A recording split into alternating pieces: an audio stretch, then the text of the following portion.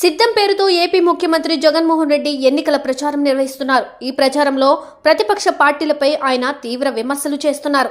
ఆంధ్రప్రదేశ్ రాష్ట్రాన్ని తాను బాగు చేస్తుంటే కొంతమంది మీడియా పెద్దలు, ప్రతిపక్ష పార్టీల నాయకులు కలిసి బురద జల్లుతున్నారని ఆరోపిస్తున్నారు. ఈ సిద్ధం సభకు జన సమీకరణ బాధ్యతను స్థానికంగా ఉన్న నాయకులు భుజాన వేసుకుంటున్నారు. జగన్ కు వ్యతిరేకంగా పనిచేసే మీడియా సంస్థలు సిద్ధం సభకు సంబంధించి నెగిటివ్ వార్తలు ప్రచురిస్తున్నాయి. సహజంగానే వైసీపీ నాయకులకు ఇది నచ్చడం లేదు. అందుకే వారు జగన్మోహన్ రెడ్డికి వ్యతిరేకంగా పనిచేసే మీడియా సంస్థల తీరును సోషల్ మీడియాలో ఎండగడుతున్నారు.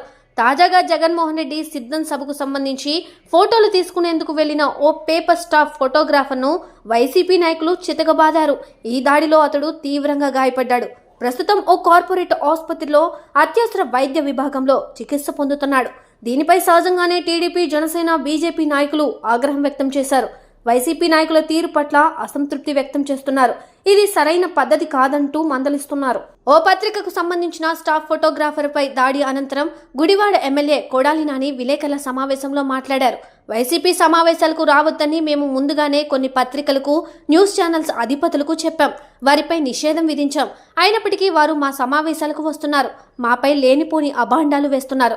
అలాంటప్పుడు మా పార్టీ కార్యకర్తలు చూస్తూ ఊరుకోరు కదా. ఈసారి ఆ పత్రికల అధిపతులు, న్యూస్ ఛానల్స్ ఎండీలు వస్తే కీళ్లు విరగ్గొడతారు. ఒకవేళ వాళ్ళ పార్టీ సమావేశాలకు మా పార్టీ అనుబంధంగా పనిచేసే పత్రిక, న్యూస్ ఛానల్ పాత్రికేయులు వెళ్తే వారు కూడా ఇదే చేస్తారంటూ కొడాలి నాని హెచ్చరించారు. కొడాలి నాని చేసిన వ్యాఖ్యలు ప్రస్తుతం ప్రధాన మీడియాలో, సామాజిక మాధ్యమాలలో తెగ చక్కర్లు కొడుతున్నాయి. అయితే దీనిపై టీడీపీ, పాత్రికేయ సంఘాల నాయకులు మండిపడుతున్నారు. నాని వ్యాఖ్యలను ఖండిస్తున్నారు.